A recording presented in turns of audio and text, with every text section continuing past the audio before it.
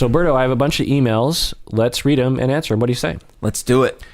This is the Psychology in Seattle podcast. I'm your host, Dr. Kirk Honda. I'm a therapist and a professor. My name is Humberto Castañeda, and I sell broken cell phones. So this first email is from someone wanting us to talk about Brian Laundrie and Gabby Petito. Do you know? Oh, yes.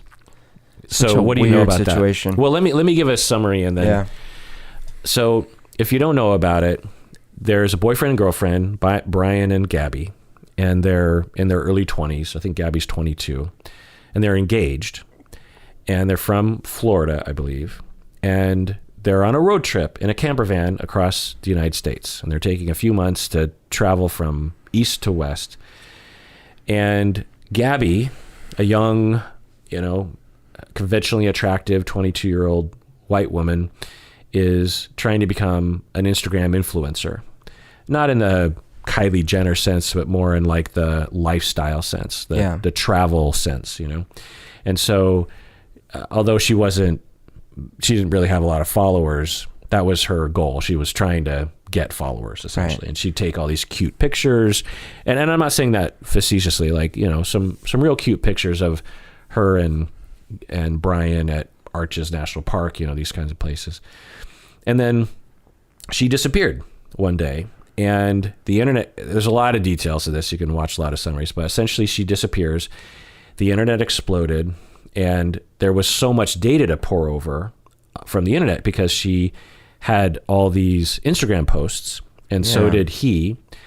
And a lot of these Instagram posts, or wherever she was put, maybe even on a website or something, there are timestamps and GPS stamps on a lot of these photos, So people were pulling together all this data to figure out, did Brian kill her? What happened to Gabby Petito? And suddenly, Reddit's ablaze, and there's all these reports, there's this woman that's missing. And this 911 video shows up of police responding to the two of them allegedly in a domestic violence incident.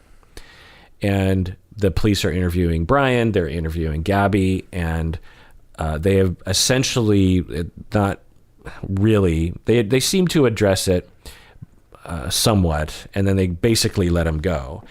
And everyone's like, what if Gabby's dead and Brian killed her and the police were there? It's all this kind of stuff. And by the way, caveat, this is another example of missing white woman syndrome, in that when a white woman disappears, there's so much coverage, not necessarily of every white woman that disappears, but if there's a woman that disappears and it becomes a huge news story that's plastered all over CNN and everywhere, it's almost always a white woman, whereas when a woman of color disappears, no one cares. Yeah. But that was happening. And then there's this whole set of shady behavior by Brian and his parents, where Brian's parents weren't really cooperating and Brian wasn't cooperating with the authorities. Her body was eventually found, and they're like, oh no, okay, she was murdered by strangulation, they found. Then Brian disappears because he's the person of interest, right? Because he was presumably the last person with her. And, given the 911 video, could have been the person who killed her. And he disappears, and he's this really good hiker, apparently. And he disappeared into the Florida swamps. And there was this huge, man search for him. Is that the term, man search?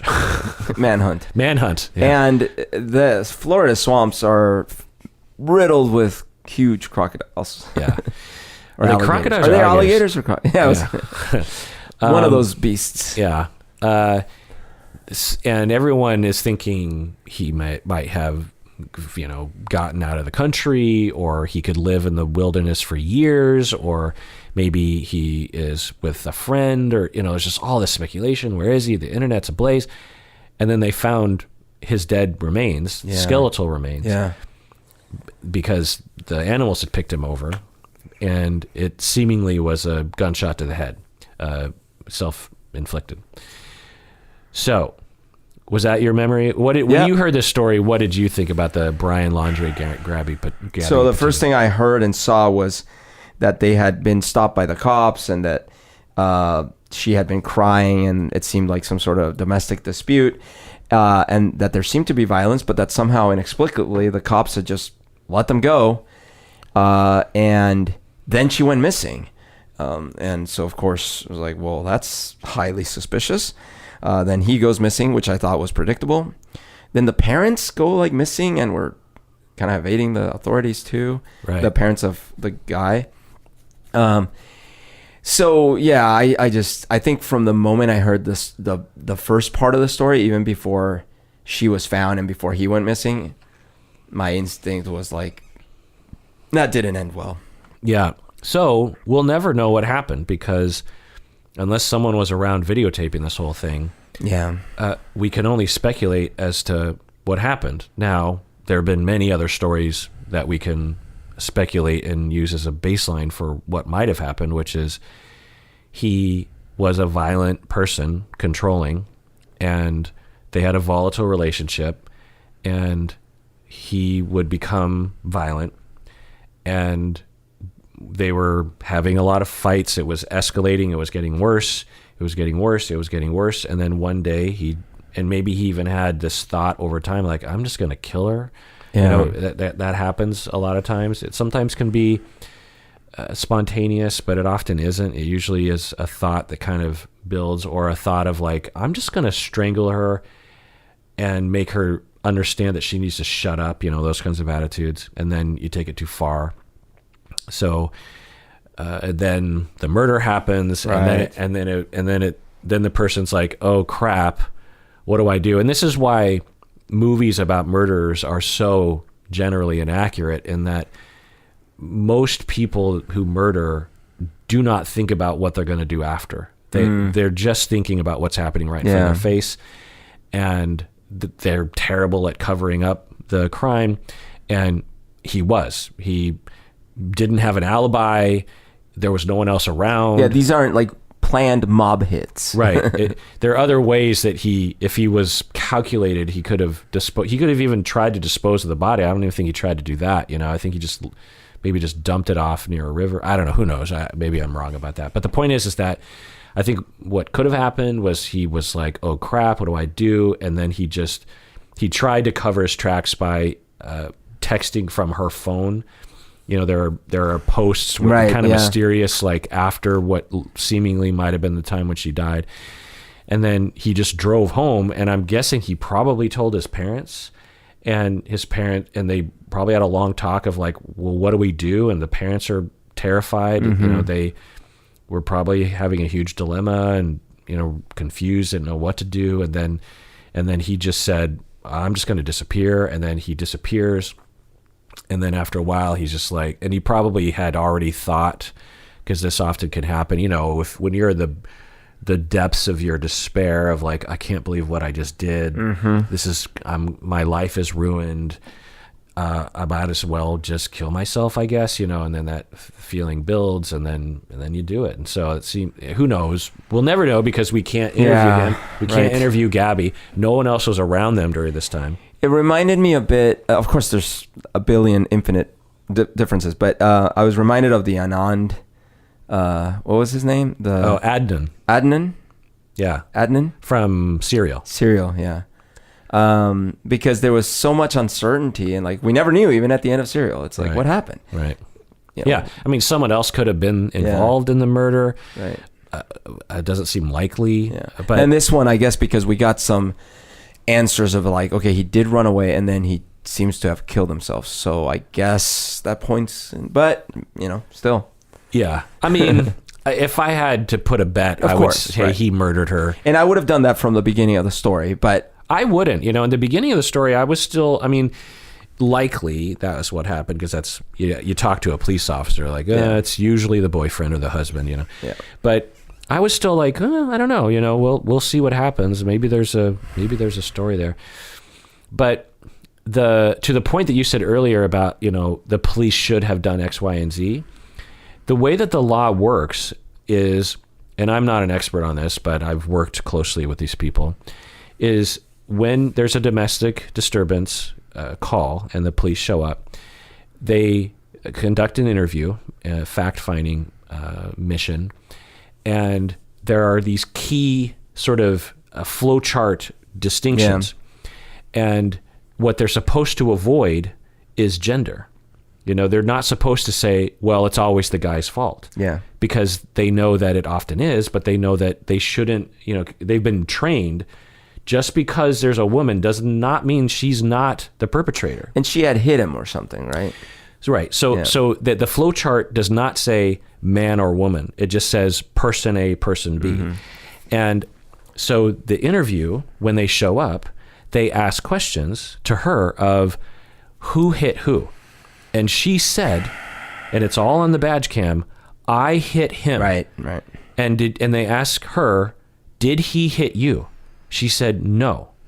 Now, you would also say, if you're a domestic violence expert, you would know that if you're a victim, you're afraid to admit that. But there's only so much police can do in situations like that. You know what I mean? Could they have done more? Yeah. Should they have done more? I don't know, because these kinds of calls are, they take potentially, a precinct will take dozens of these a day.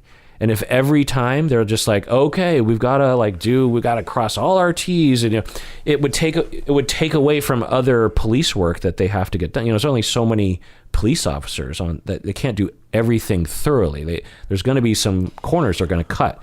And I'm not excusing it, but I'm saying that there's the discourse around this is that it's the police fault. And I'm like, what you should be complaining about is procedure, because the police, from what I can tell, they followed the procedure that they're trained with, and they're trained that procedure for reasons that are maybe not known to the public.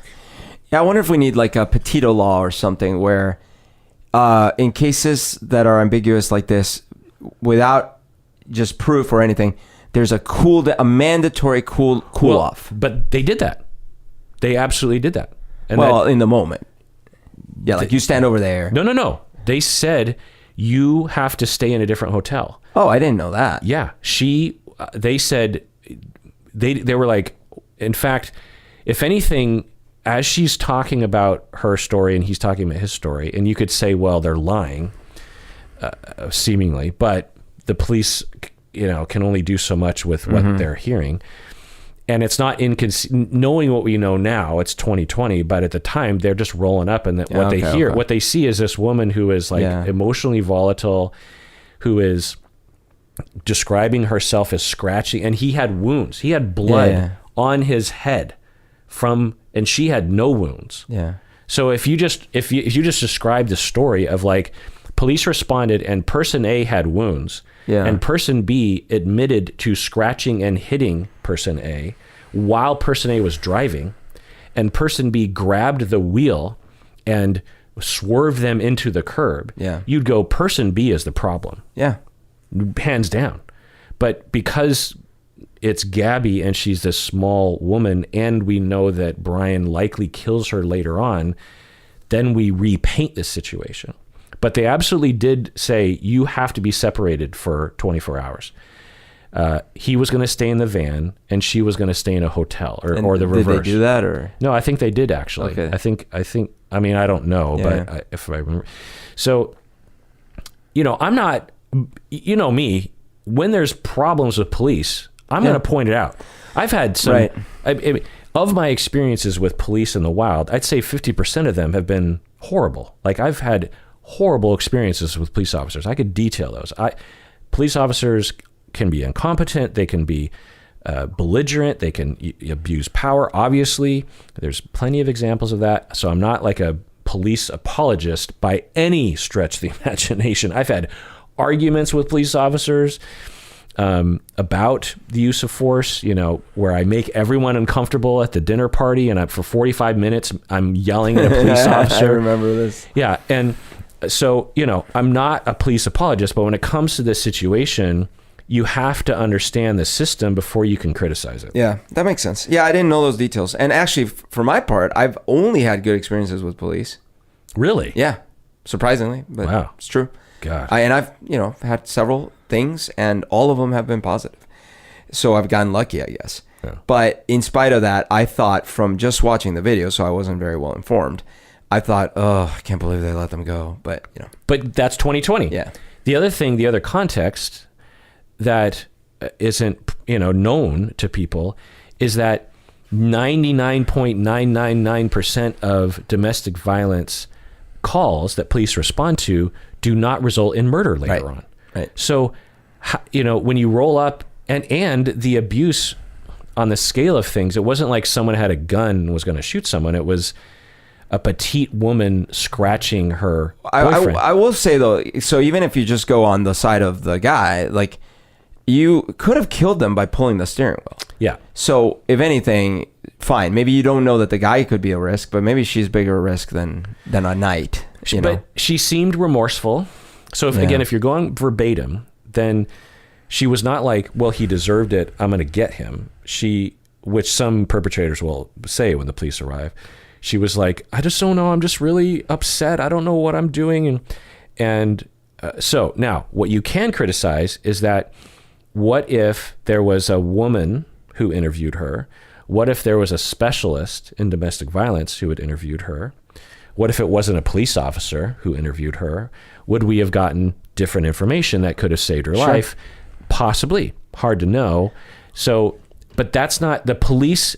That's not their job, the individual police officers, to go, let's call in just for this one domestic violence call among hundreds that we'll do this month, a specialist in domestic violence. It's not part of their procedure. How about a new Petito law? You have to tell the people, okay, so first of all, you're going to be separated. Who's got a phone number? Okay, we need to take both of your phone numbers.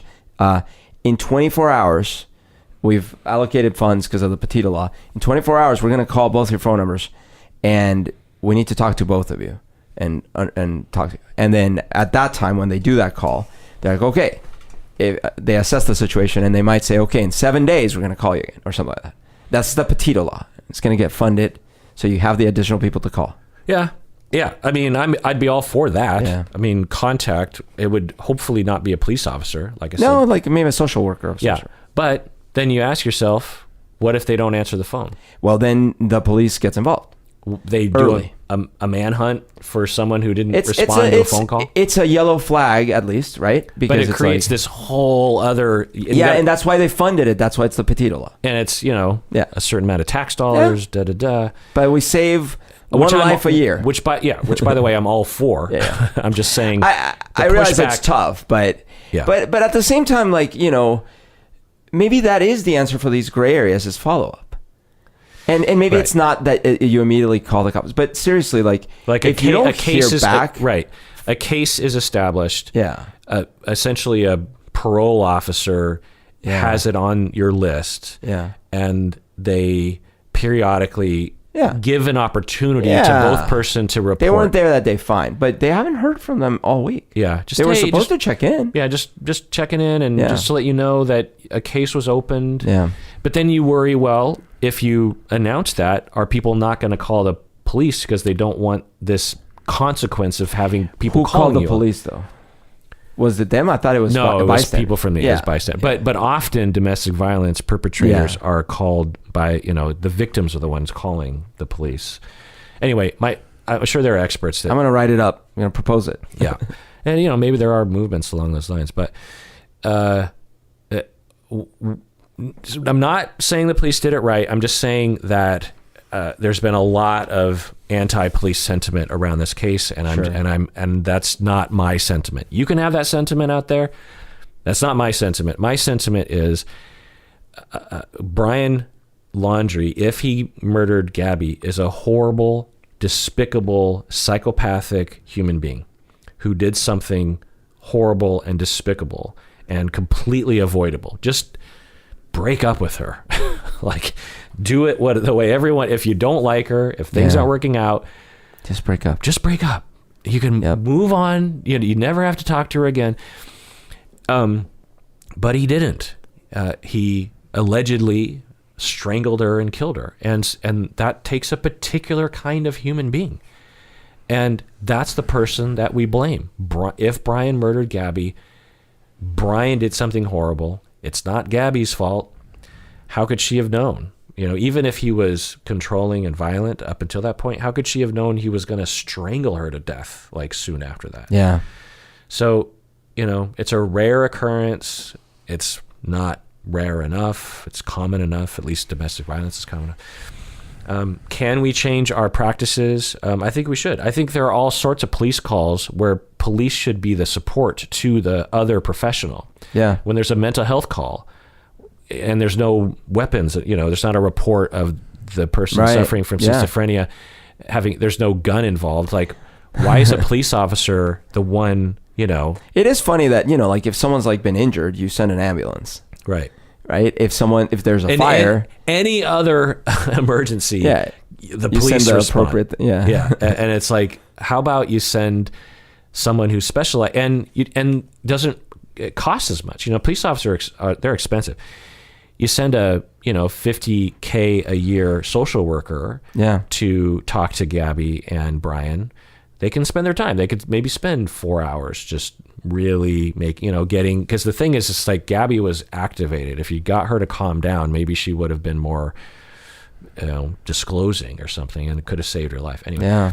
But the anonymous patient had a question. In the Dr. Phil interview with Gabby Petito's father, the father mentions that he never called Brian Laundrie by his real name. So this is Gabby's dad. What? So Gabby's dad always called Brian a feminine name, Brianna. What? Yeah. As a put down? As a put down. Because Brian externally isn't the most macho dude. You know what I mean? Yeah. And I think that's why. So and was this his dad or was this her dad? This is her dad. Her dad. So Gabby's dad always made fun of him. Calling him Brianna. What? Never called him by his real name. That's so disrespectful. Yeah. And so bizarre. Anonymous patron says, my gut reaction was, ew, cringe. But then also, wow, isn't that toxic masculinity? Do you think there's a link in general between daughters being raised by fathers that engage in toxic masculinity and then the daughter choosing an abusive or toxically masculine partner? Berto, what do you think? Yeah, I mean, I've experienced in my own life, and we've certainly all heard about the pattern, but I've experienced it personally that subconsciously, for some reason, I have been attracted to people that have some of the same flaws that both my dad and my mom had. Both, when I'm choosing guy friends as well as girlfriends. It's not 100%, and, but there seems that something there. And I guess for me, it felt familiar, and probably to some level, like, my subconscious mind goes, there's something familiar about this, and I feel at home. Right. Yeah, absolutely. Famous patron Natasha from California. We know Natasha. Yeah. We met her in person. She came to shows. She says, I started a job that I'm excited about, and the people I work with are very vocal about how the government shouldn't be able to require vaccines, and that during elections, Democrats were going to close the polls early to rig the election, etc. So these are people she's working with now. Right. Do you have any advice? But she's in California, so it's like, I wonder what kind of job this is. Do you have any advice for someone who identifies with an out-group among their coworkers? So she's like, I'm definitely of the out-group that they've identified. It seems everyone is super right-wing, pro-conspiracy, and I'm trying not to come off as condescending when asked about my opinion. But like, one dude swore the climate conspiracy was to get more people onto the government-controlled public transport so they'd have more control overall. What am I supposed to say about this? What do I do about this? LOL. Berto, what do you think? I only have a couple thoughts. One is, if it were me, I would give it one good college try to see if there was any inroads with at least some of the folk. With the caveat that it's really dangerous to talk politics at work and things like that. So I would try to steer it in directions that were a little dangerous. What do you mean? Well, because you can run afoul of HR easily, of human resources, because you can easily get into all sorts of protected class discussions, which is right. Like, I mean, I'm not saying that's bad. I'm saying that it's right that we have protected classes and that we have things that we shouldn't be able to discriminate about at work and stuff. So if you start saying like, well, I mean, I just think all Republican voters are idiots or something, like that's going to be a problem.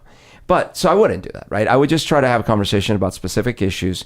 And if I feel like I could make a positive impact, then I might stick around. Otherwise, I would probably not stick around. What do you mean? You wouldn't work there? Yeah. Oh. Well, what if she needs the job? Yeah, well, that's tough, right? I mean, I get it. If you need a job, you need a job. I'm just saying that you spend most of your waking adult life at your job. And if it's going to be stressful and constantly like depressing and mind heavy on your mind. But if she had to stay, what should she do? Well, if you have to stay, I would say focus on the work. Focus your conversations on the work. Try to redirect things to the work. Set a good example. And set a good example for the people they loathe. I mean, show them that you're actually one of those others and you're fine and you're a good worker and you're a good coworker. Yeah, agree. But I totally get it. Because on one hand, it's like, and I've never been in that situation because I live in Seattle and I work with therapists. So I've never been in a scenario. Well, I have in social groups. There was one social group where I was definitely like, whoa, what is happening right here?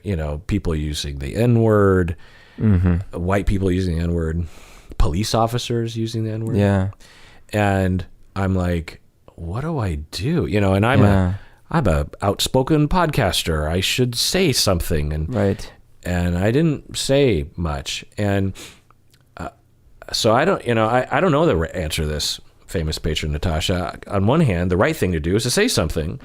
But I don't know, because to what end? What happens if you say something? Like, does it do any good to say anything? I think what Berto's talking, the safe road is to lead by, say, hey, I'm one of those people you're talking about, but I'm not gonna argue with you because I don't see any point in that, and hopefully you'll rub off on them. I mean, I did this with my with one of my relatives who is very far right and very much into the conspiracies. And I made it clear that I hold a lot of the stances that they think are both illogical, but more importantly, that they're sort of satanic and in league with communists and stuff. But then proceeded to kind of give my perspective why I hold those ideas. And from a place of like, well, I'm empathetic to these situations, and here's why I believe these things. And I like to believe that made a little bit of a good in that person's mind. That, okay, well, this is someone I know. They're clearly not a bad person. Paradoxically, they hold these views that I thought only these weird demons hold. And I think that's gotta, because if you start having more and more of those, at some point your brain's gonna have to conclude that maybe you're not 100% right about believing that everyone who holds those views is a demon. Right. Patron Christina had a similar question. She's from Olympia. She says, what is the psychology behind being reluctant to take preventative measures, such as a free vaccine, while being enthusiastic about taking costly experimental treatments once one is sick? Berto, what do you think? Well, I think in this case, there was a confluence of things. As we know, even before all this, there was an anti-vaxxer movement. And ironically, a lot of them were sort of on the new agey left because of trying to be more natural and not trying to ingest chemicals and things like that. That certainly seeded the ground for some of these questions. But there was a huge political component to this where essentially people were manipulated into believing that taking the vaccine was one side of an aisle and not taking it was the other side. Right. There are politicians, and I won't name names, you know who I'm talking about, who know very astutely that to stay in power, you must get votes. And to get votes, you must have people motivated. And to get people motivated, you got to make them afraid, and you got to make them angry. You need an enemy. And the way you do that, if you can't find one, as in like World War II when you got the Nazis, you make stuff up and you accentuate differences. Yeah. And you misinform that, because it automatically, it'd be like, let me just make something up, like Dr. Seuss-ish. You just say like, hey, if you want to succeed in life, you have to get a star in your belly. And that seems to be kind of the dominant, narrative and discourse. And your opponents have already come out and said, yes, I'm pro-star. Well, even if the star, you don't even really care about star or no star, but if you're really good, you will go, that's government control, or the star people, they're just trying to take away your guns or something. And you appeal to the non-star people, and you just accentuate, because if you can keep them angry and threatened and upset, and then you say, and I have the answer. There's a threat, and I have the answer. They're trying to control you, and I have the answer. They're trying to control your brain with chips, and I have the answer. They're trying to, kill your children with this thing, and I have the answer. I am your champion of a problem that I created and convinced you is there. Yep. And that's what happened, which I don't know. I think I talked about this before when the pandemic first started, and I feel like I have a pretty good, finger on the pulse of politics, or at least general things in this country. I'm not super into it, but I hear enough that when the pandemic started, I was like, thank God this is not a political thing. Yeah. Trump, to my knowledge, has never talked about this before. We are going to have a bipartisan effort to save Americans. And I thought, this is going to be great, because health is not a politicized thing.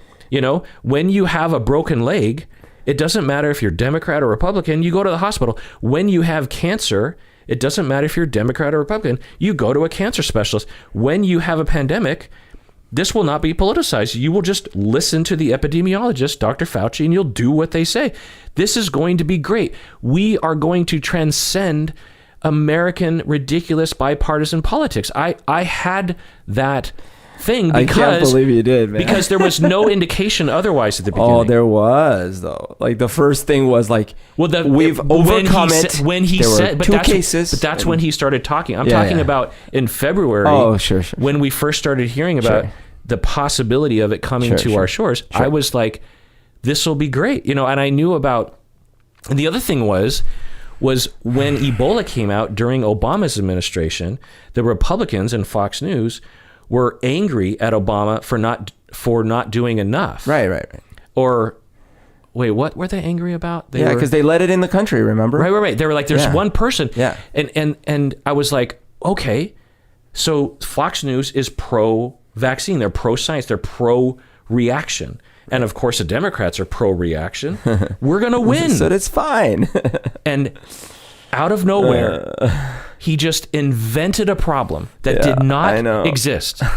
If you polled Republicans before, February of 2020, I'm guessing you wouldn't see, I'm guessing you would see more adherence to vaccines, or at least more adherence to authority in the medical community than you would on the left. The left was known for their anti-vax attitudes. Well, the irony is that had the person in power recognized and listened, because I'm sure people were telling him this, that actually this is how I stay in power for 4 more years, because I didn't create this problem, and yet I'm going to do the best I can at managing it. Right. And who's going to, even I was, when I saw his turnaround momentarily, briefly, he turned around and said, okay, fine, maybe it's a problem, but look, we're going to do vaccines, we're going to do this. It lasted for like 10 seconds. But when that happened, I was like, okay.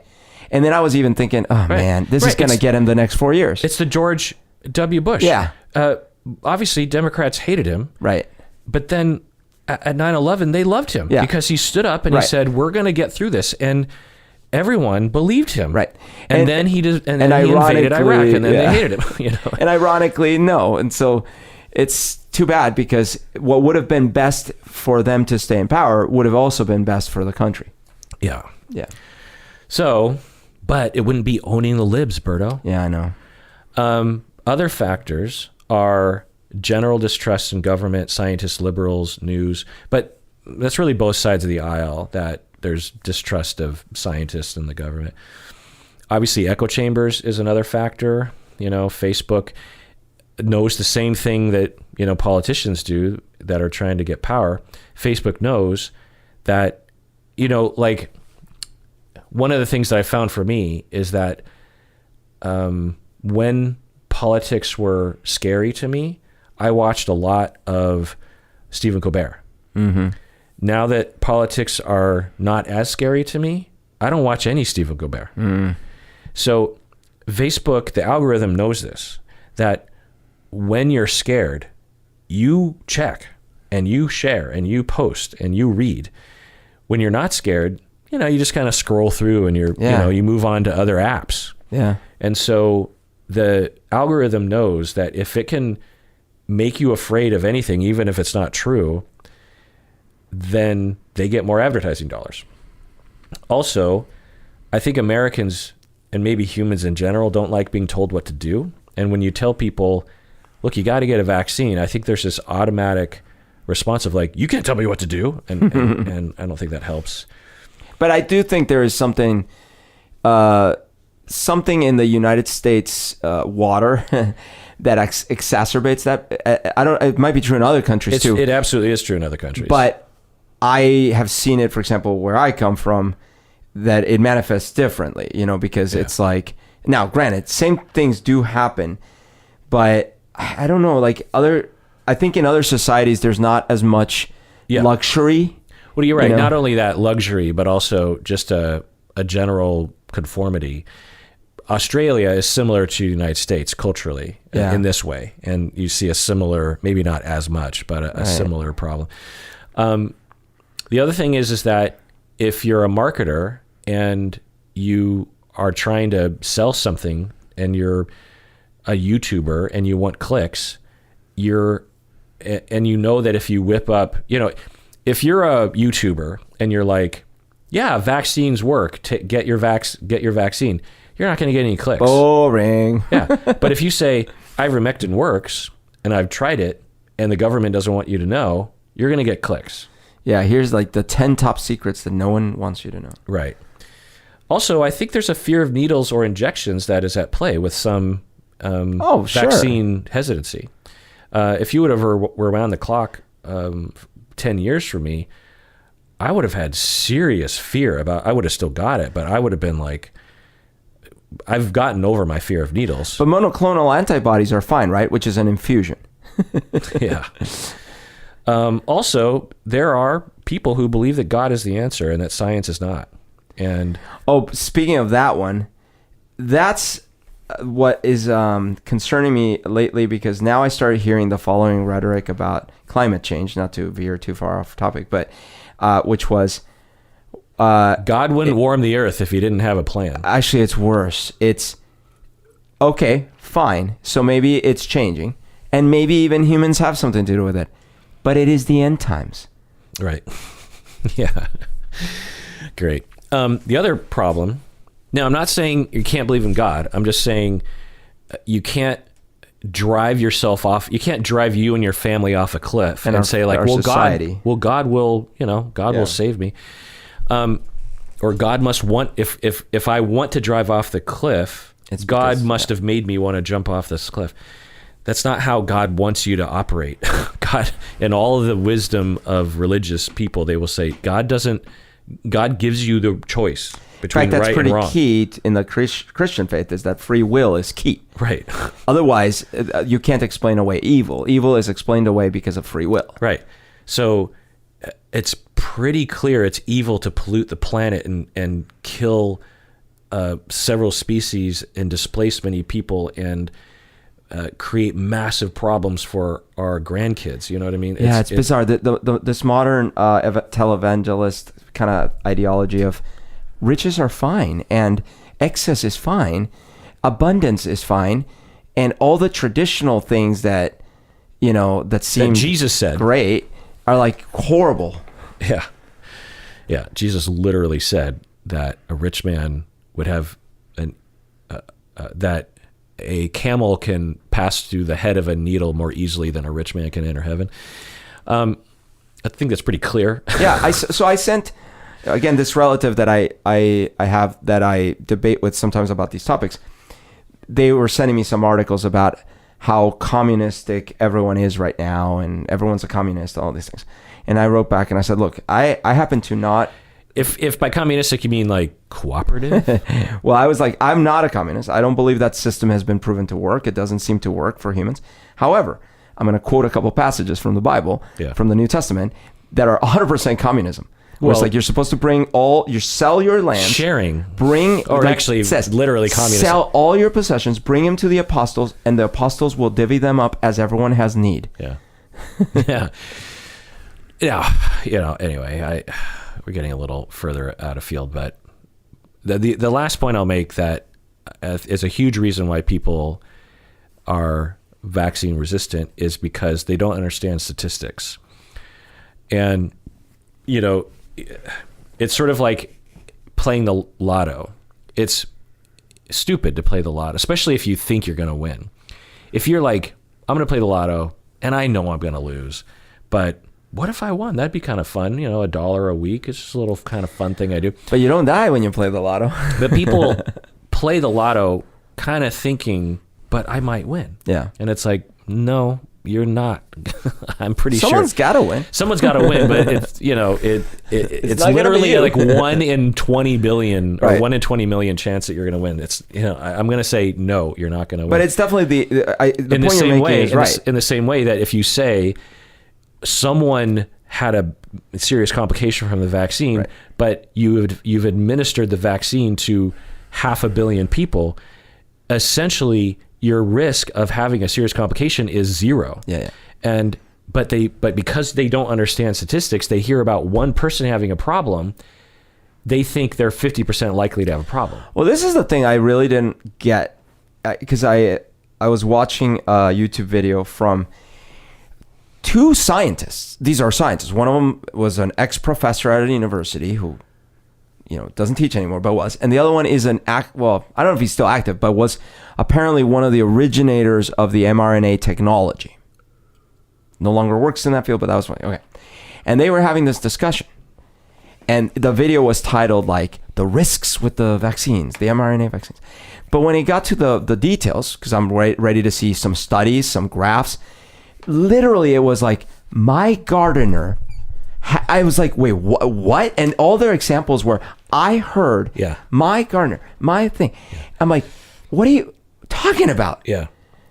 We study this sort of thing. And just because someone had an illness after a vaccine doesn't mean the vaccine caused it. You know what I mean? People have problems crop up all the time. And it doesn't necessarily mean, and what we need are studies, which we've done throughout this whole time, and discovered that the difference between the control group and the people who get the vaccine is, in terms of complications, extremely low, like lower than I think anyone ever could have predicted, honestly. Another stat that people are getting hung up on, anti-vax people and Republicans not all Republicans, some will point to, is they'll say, half of the hospitalizations are people who are vaccinated, Berto. Did you know that? Wow, that's a lot. So that's actually a slightly true stat. And they're like, well, so there's how many people have been vaccinated? Right. So if 90% of people or 80% of people have been vaccinated, right, then and 10. So say you have. You would expect 90% of hospitalizations to be right. So you have. So you have 80 people who are vaccinated, 20 people who haven't. Right. And you have 20 people who are in the hospital. 10 have been vaccinated and 10 have not. So you're 50% likely to be hospitalized if you're not vaccinated. And you're 1 in 8, what is that? 12% likely to go to hospital if you are vaccinated. So it's these kind of stats that people just don't understand. You understand that because you understand math, but most people don't. But also there's something that I guess I'm just more naive, but I don't think of it that way, which is, wait a minute, rewind for a second. We are now accepting a lot of premises which I don't accept. For example, I'm being asked to accept that the virus in the first place is some sort of mischievous plot. Okay, I don't accept that yet. Second, I'm being forced to accept that the vaccine is some plot as well. I don't accept that. And like you go down the line, by the time we're debating about the hospitalizations, because if we didn't have all those premises, we would just be like, hey, we're in this together. It's a problem. Science isn't perfect. We're all trying to do the best we can. Yeah. Well, but I wish we had a magic wand. Yeah, but when you're talking to someone who literally believes that Bill Gates put a made-up technology that doesn't exist for a completely ridiculous reasons that aren't necessary, since everyone has a tracking device in their phone. Right. When they're dealing on that level, you're just like, well, you just live in a completely different reality, and we're never going to see eye to eye. Yeah. All right, let's take a break, Berto. Let's calm down, and when we get back, let's answer some more emails. What do you say? Let's do it. All right, we're back from the break. I thought we'd do an OPP. OPP. An old patron praise. These people became patrons in May of 2019 and have remained patrons. Loyal patrons. Those are our favorite patrons. People who are loyal and dedicated to the cause. Because, just signing up for 1 month, it's nice. It's nice. It's great. It's better than nothing. But to be a continuing contributor is like the pinnacle. Oh yeah. You got to be unquestionably loyal. Yeah. So we have Tanya from NL. What do you think? NL. What do you think? NL country code. New Louisiana. Let's see. It is the Netherlands. Oh, okay, that makes sense. And we have Wendy from Fort Wayne, Indiana. We have Katie from San Francisco. We have Sarah from Oakdale, California. We have Daisy from God knows where. We have Yusuf from Everett, Washington. Oh, right just around north the corner. of here. Yeah, I was a ice cream man in Everett, Washington.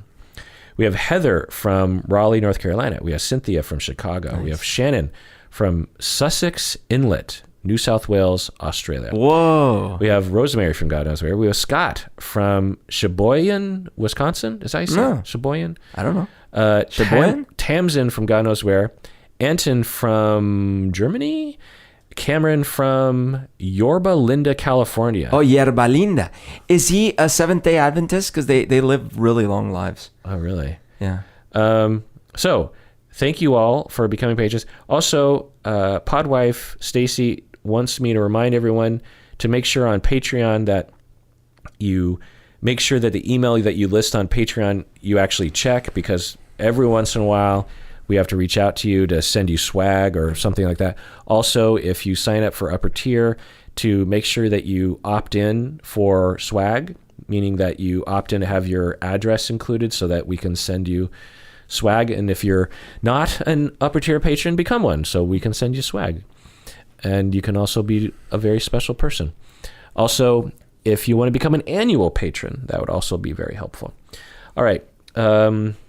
Let's talk about this, Berto. Anonymous patron, she writes, how do you know if you have romantic feelings for a friend? I have a friend of the opposite sex that I have always had a very deep connection with. He has been my best friend for many years, and I've always felt confused when it comes to my feelings for him.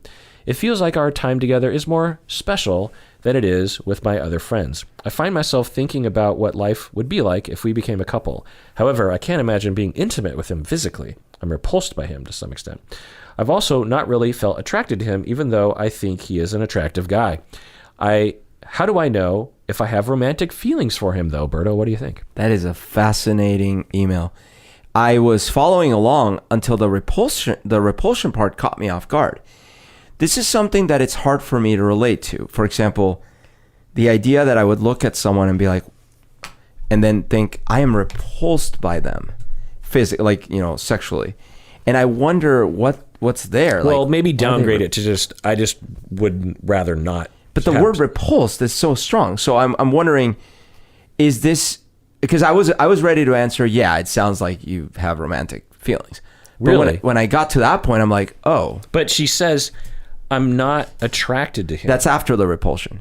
Yeah. So it's when I got to the repulsion, I was like, oh okay. But if you heard I'm not attracted to him, it would be the same for you? Well, it's different, because she said, she says, I'm not attracted to him, although he is attractive. Yeah, I'm not attracted to him, but he is attractive. So I'm like, okay, well, there's possibility there. Maybe it's more of like, I don't think I'm attracted to him. But if you say, hey, maybe I should go out with this person, although I'm repulsed sexually, but like that's, you probably don't want to. Right. So I guess I would say maybe it's more of they find companionship with this person. Yeah. But I feel like if they started off on that foot for a romantic relationship, it's unfair to the other person, because I don't think anyone wants to be in a romantic relationship where the other person feels repulsed by or even just not attracted. Yeah. I don't think I've ever thought about it this way, but I'm going to play with this way of thinking about it, which is that we have this dichotomy. You're either romantically interested in someone and sexually along with that, or you're not. When in reality, what it sounds to me, an honest patron, is that because you say, like, I feel like our time together is more special than it is with others. So there could be a streak of romance there, but non-sexual, and in a way that's different than your other friends. Like with your other friends, you might be very close, you might be very vulnerable, but it doesn't have that butterflies-y feeling of romance, or that kind of special, I don't know how to describe it, but that, je ne sais quoi. Yeah, that sort of, that lovey feeling of like, I want to hug this person. I want them to like me, a crush, if you will. But it's non-sexual. I think that's what it sounds like to me. And I'll point out that some people are asexual, meaning they fall in love with someone, but they do not want to have sex with them. Yeah.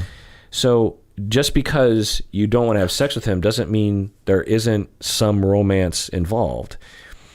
What does that mean? I don't know. But does it sound advisable to date him? No. One, because you're probably both shooting yourself in the foot, and there's nothing wrong with having a friend for the rest of your life that you have a streak of romance with, but it never dips into cheating, if you will, in terms of what your partner would define it as. And if you date and it goes badly, you might never be a friend with them again. Yeah. Berto, patron Maria from Italy, wrote in and said, as a fellow Beatles superfan, I'd love to hear your opinion about Ringo Starr. Whenever he's mentioned in popular discourse, people always seem to highlight the fact that he isn't a good drummer. However, I've heard seasoned drummers mention that this is a myth and that his skills are actually impressive. What are your thoughts on this, Berto? Yeah, so it's this one's always a funny one. First of all, I love Ringo. Some things to keep in mind. Was the Beatles a prog rock band like Yes or Rush or something? No. And so most of those bands have instrumentalists in them that would absolutely play circles technically around all the Beatles, including Paul McCartney. Paul McCartney doesn't even read music. He barely knows music theory. Like when he's explaining, look, I love Paul. Paul's a genius musically, like a savant. But when he's explaining like some of his realizations, I'm like, yeah, I learned that in first grade, but it's okay. He's a genius. However, Ringo was an extremely solid musician who performed on first takes that you hear a lot of the first takes on albums. Like Twist and Shout was one take, those are one takes. Now, Ringo was also a replacement. Like they had other drummers, and then Ringo was already in another successful band, not successful. Are you sure he played on Twist and Shout? I know that there was the other guy for Please Please Me, but not the whole album. Yeah. But even if he didn't play for Twist and Shout, their second album was mostly a live album as well. Right. So back then they didn't have multi-track, right? So Ringo could play. He could play solidly, was very reliable, and had very appropriate parts. Very musical too. And I know Paul helped him a bit, but he was a musical guy. And the reason a lot of these drummers give him credit is because getting in a studio and laying down a solid track is hard. Mm-hmm. And doing it consistently and they admire that about it. And also when you hear some of the best Beatles songs, the rhythm is a huge part of it. Yeah. So yeah, there are songs. So let me back up. This debate has always been, I thought, perpetrated by non-musicians, because there's this, you look at the Beatles, especially back in the day, I don't know about people today, but you looked at the Beatles, you're like, these are three artists that could have fronted their own bands and did later on and been super successful. Ringo, or George Harrison, Paul McCartney, John Lennon, particularly Paul and John early on. They could have been in different bands and had several number one hits. Right. They were geniuses, and and good at their instruments, good singers, good writers, everything. And then you got Ringo, who wrote Octopus's Garden, which is one of my least favorite Beatles songs. And he, I'm sure, wouldn't say that he's a genius songwriter. No. You know what I mean? So he's not trying to act like anything. But I think there was this temptation to look at the band and be like, look at these, gods, and then Ringo. And back in the day, because I think a lot of this discourse was developed in the 70s, at the time, again, you had Neil Peart and you had the Yes drummer. And the Yes drummer actually lived close to you in Eastgate. People were listening to these other drummers and saying, oh my God, Ringo is nothing like John Bonham or something. Right. And I was like, well, one, this was the 60s. Listen to other drummers of the 60s. Absolutely. Two, drumming isn't, there are many different aspects of the art of drumming. And the thing that Ringo was so good at, as you say, they were musical. The things that he played, there are songs by the Beatles where you can just hear like a bar of the drums and know what song it is. And that's unique, like especially back then. Right. Listen to any Stone song, and I challenge you to just listen to the drum beat alone without anything else. And know which song. And know immediately what song it is. Now, there are some classics, Satisfaction probably has a pretty noticeable drum beat. But in terms, or better yet, I could probably tell the song by looking at the notation of the drums.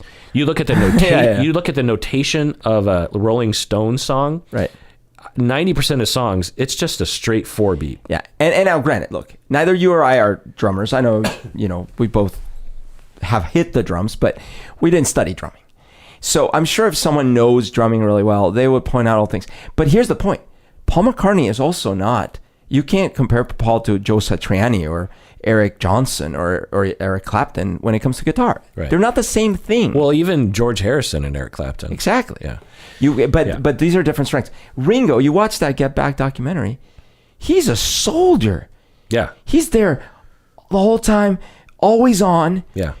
And look, Paul and John, they especially Paul, right? He was okay with crap, right? With mediocrity?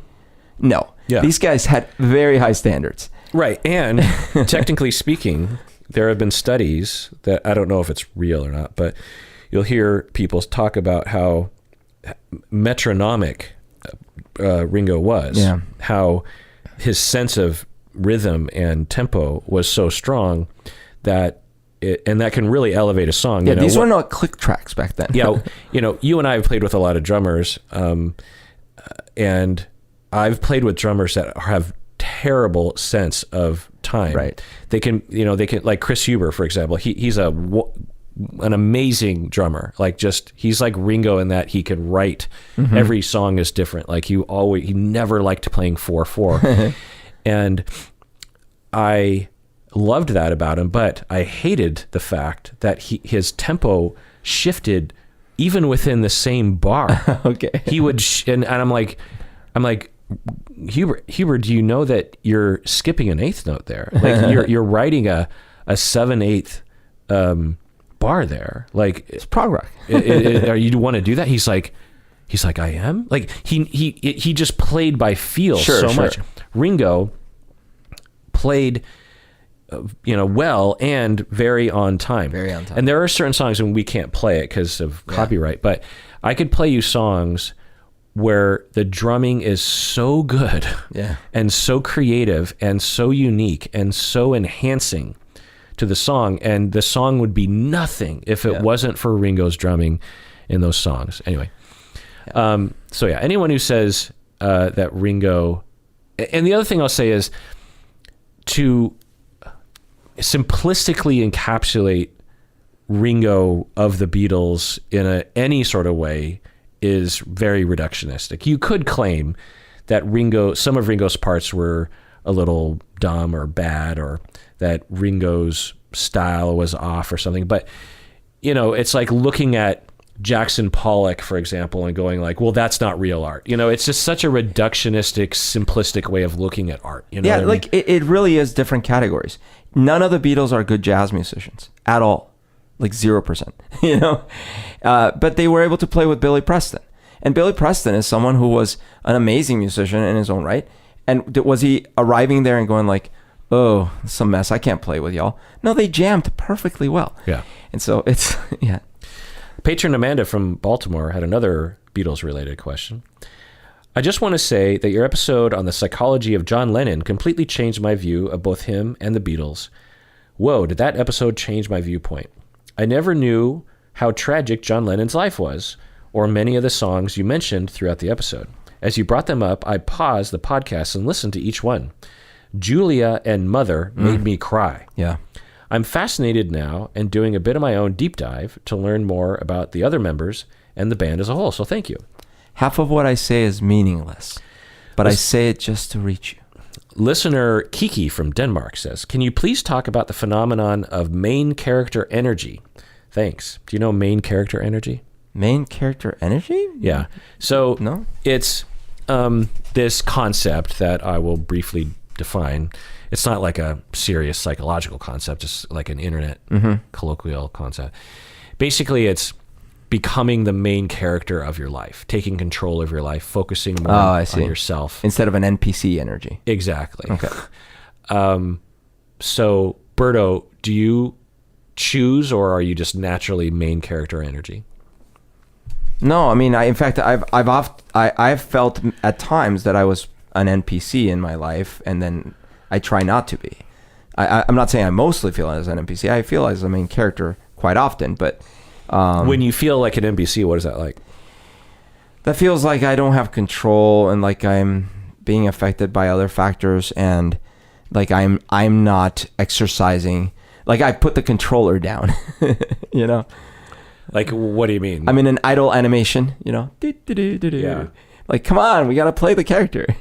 Like you're not sort of taking the bull by the horns or something? Well, literally that I am just sitting there watching, like twiddling my thumbs in an idle animation. Like going through the routine. Yeah. Not saying, I am going to do this now. I'm the main character. Yeah. Right.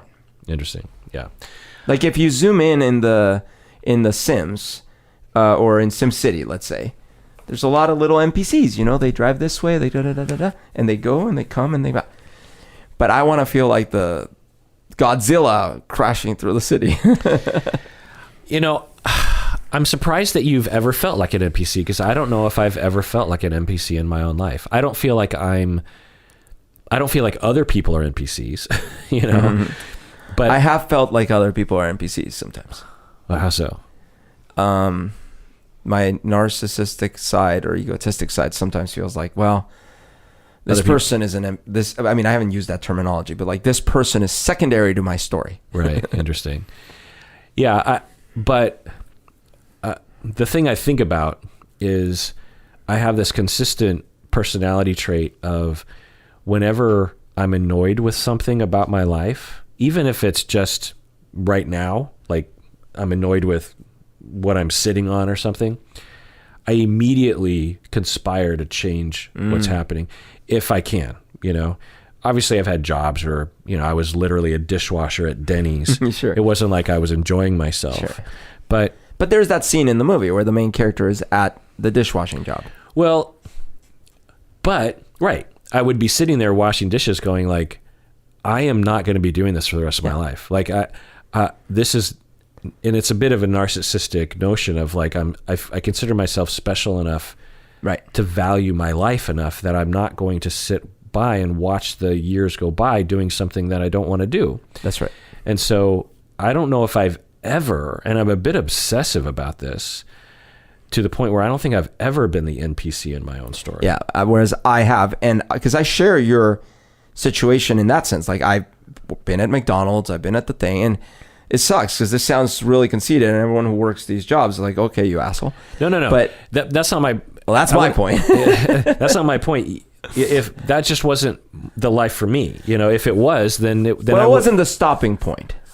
Well, yeah. At the time you were working that job. Yeah. And when I was working at McDonald's, I was doing a good job. Yeah.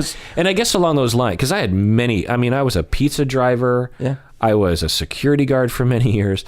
I was a shoe salesman. I had a lot of, not so fun jobs.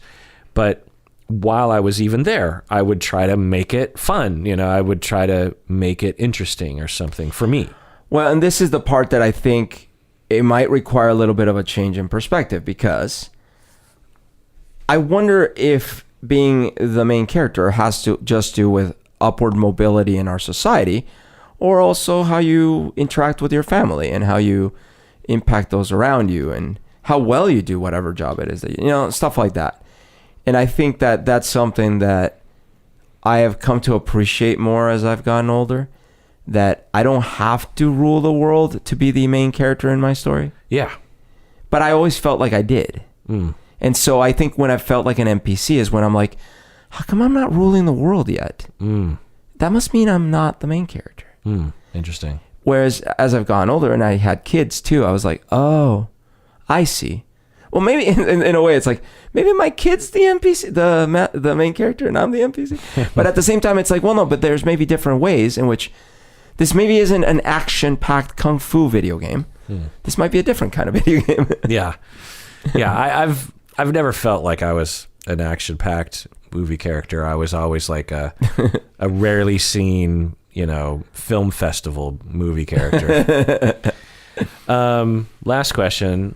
Listener Jasmine from Maine says, what inspired you to create a YouTube channel as a means of helping and educate people? And do you think YouTube is a good way to share that info? End of email. I'll answer the question, then I have some questions for you, Berto, around this. What inspired me was, it was a podcast / YouTube channel 13 years ago. And I've said this story before, but I'll briefly touch upon the main influences. One was that I listened to a lot of podcasts at the time and was like blown away at the medium and how effective it was as a grassroots, because this is before YouTube, really, before YouTube became a thing anyway. It was a way in which you as just a regular person could reach the masses in a very effective way. There were blogs at the time, but how do you get people to look at your blog? If you have a podcast, people can just listen passively as they're driving to work or something. And the podcast landscape in 2008 was very different than it is now. Now you got like Conan O'Brien, but back then it was like all very amateur, Do you know what's hilarious? That when you asked me to do the podcast, in my mind, podcasts were old, like out. Like they weren't trendy anymore. Yeah, like because I had known about podcasts for so long and not done one, and always felt like, I guess I should have done one of those things. By the time you asked me, I was like, oh, that's quaint. Podcast. Well, I guess. I had no idea that it hadn't even begun. Yeah.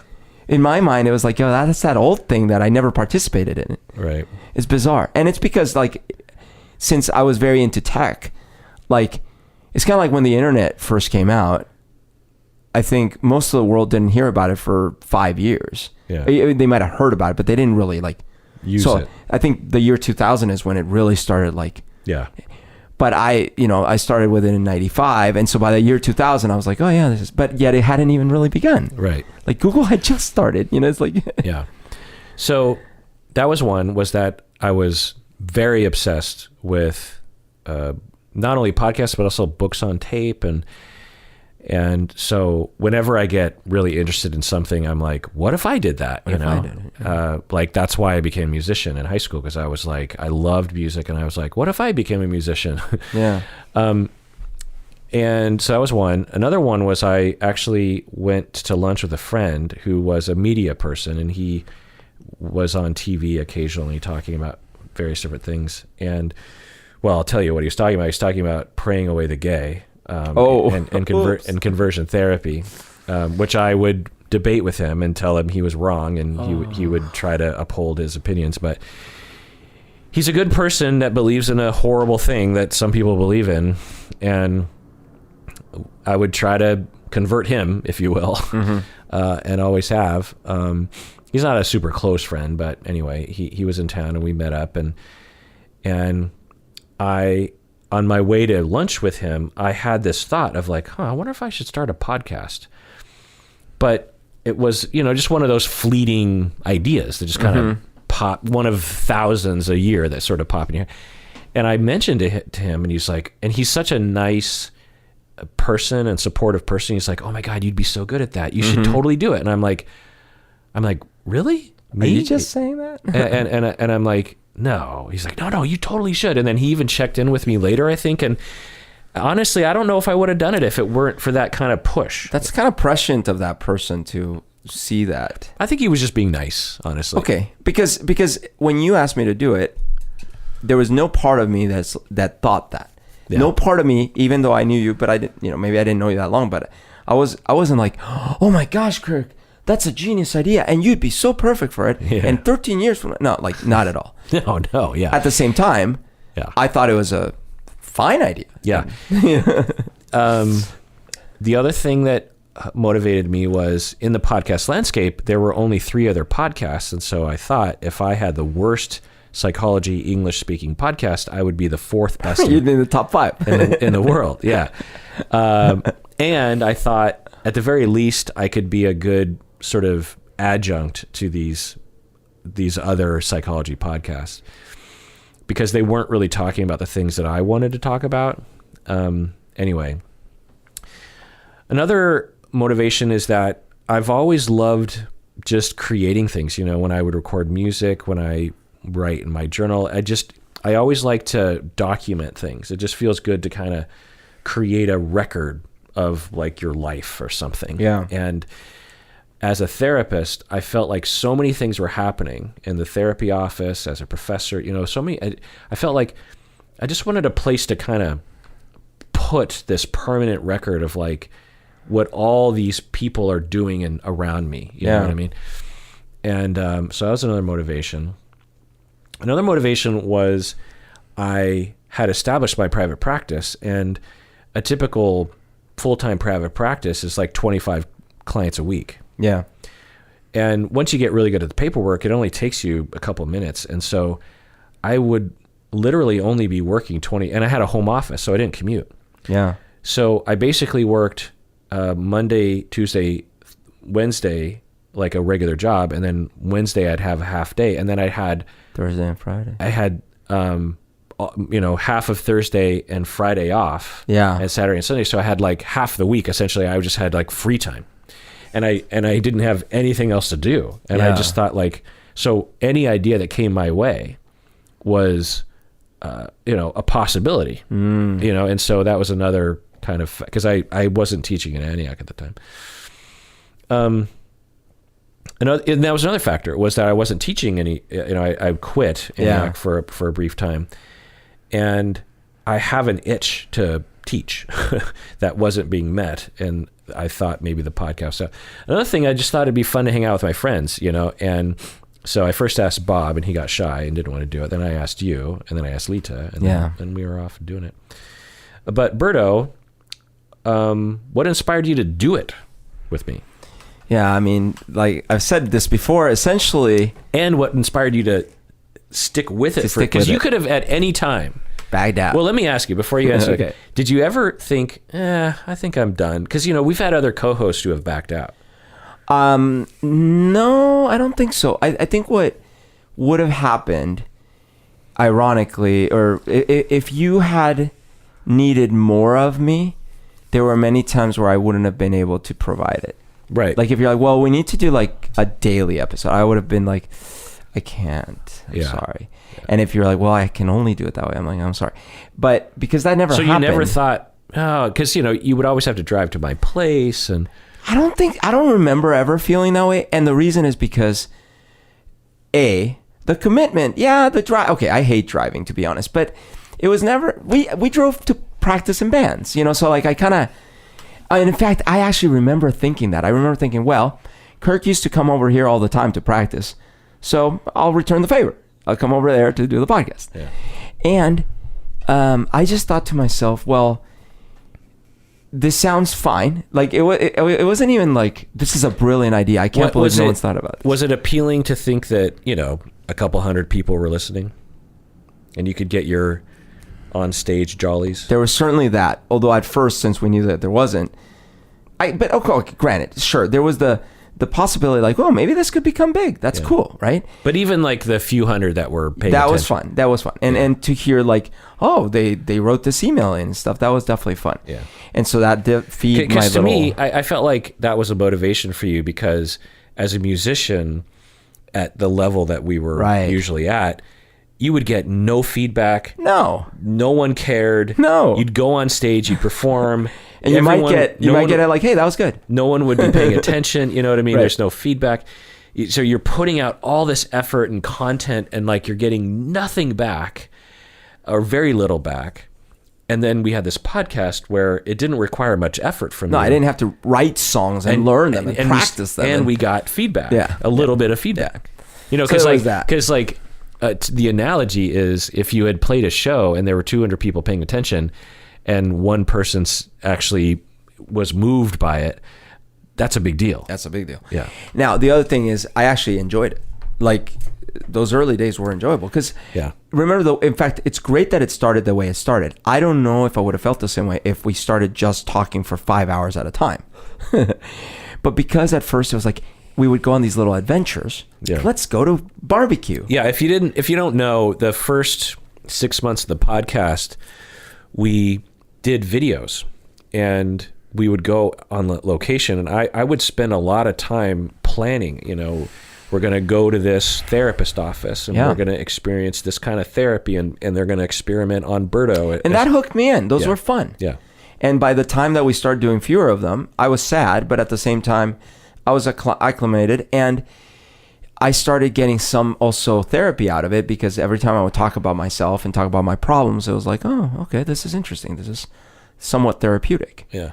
And then when I started hearing from people saying, hey, I really appreciate that Berto was honest and blah, blah, blah, and I've experienced similar things. Yeah. I was like, oh, I might actually be doing some good. Yeah, that's a huge deal. Did you think that you'd be doing it for this long? I guess not. I guess if someone had cornered me and like, hey, how long do you think you'll do this? Probably would have said, I don't know, a couple of years. Yeah. Really? Maybe. Why would you have Because my bands had lasted 1 to 2 years. Right.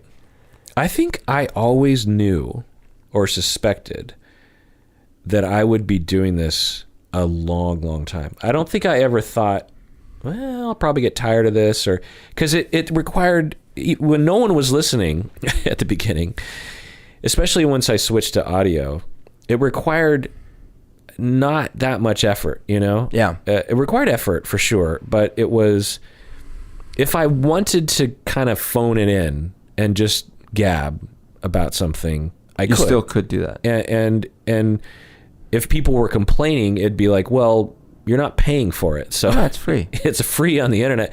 And so I think I just always knew that. And taking an episode down wasn't that painful in that sense. Like, right. You didn't spend $10,000 on a video production. It's like, right. All right. The other thing was I always suspected that it would take off. I don't know if that was delusional, or narcissism or something, but I always had this feeling like, if it was always just the faith of, if we reach, if enough people hear about it, because this would happen, like we'd be 7 years into the podcast and someone would discover us and they'd be like, how come it took me so long to find it? Where has this been all my life? And I always knew like we would appeal to less than 1% of the internet populace. Sure. But I knew that for those people, we would appeal. Well, and that was something that I didn't understand when we started, and for a long time, that you can appeal to a niche. Yeah. And that's great. Yeah. I never thought of things that way. I always thought, I got to come up with my big universe-changing idea so I can sell 1 billion copies of something. Yeah. Well, because as a podcast, because you don't listen to podcasts very much. I listen to YouTube, but not strictly podcasts. Yeah, and I mean, do you listen to any YouTube channels where you're just like, I can't live unless I watch that channel as soon as that episode comes out? I have had those, yes. Okay. Yeah. So with, podcasts, a lot of times it's that way. Once you become really loyal to, it becomes like you just can't live with yourself. It's like, I gotta, Well, like, I've had some subscriptions since 2008, And you listen to every single episode? There are ones that, yes, because every episode matters. There are some that are like topical. So if I miss one, it was just that week's news. So it's like not that important. Yeah. So I knew as a consumer of podcasts that I was definitely one of a few thousand loyal people to this podcast. I knew that this wasn't a big thing, but I knew for me and my comrades who loved this podcast, this was like a huge highlight to our week. Yeah. And I was like, we just have to find those people. But if we're so small, we'll never find our people, Yeah. And, but you just grind away for 13 years. Eventually you find your people. Yeah. Well, it's like I was listening to a documentary about Ray William Johnson. He was one of the early super big YouTubers. And it was describing his early days. Like, and then he went from 200 listeners to 500 listeners. Yeah.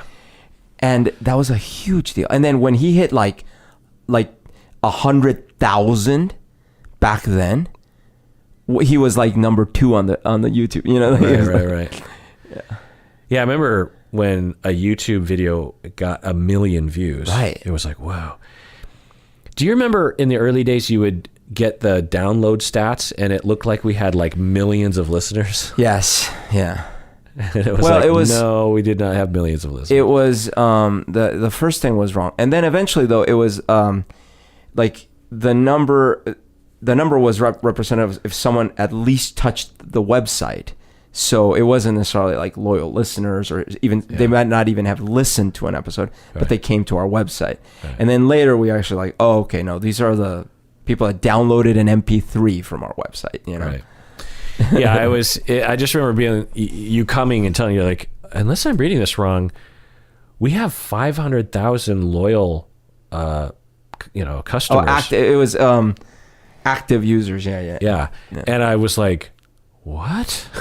Yeah. 500,000, or it was some really high number. And I was like, whoa, and that really was the wind beneath our wings when we probably had 500 people. No, it was it was definitely more than that, because the MP3 stats started being in the thousands, Yeah, but it's just telling you, like right now, our podcast is pretty big. Yeah. We have, and the stats are definitely more reliable now. Yeah. And we have, I think, 50,000 downloads a week.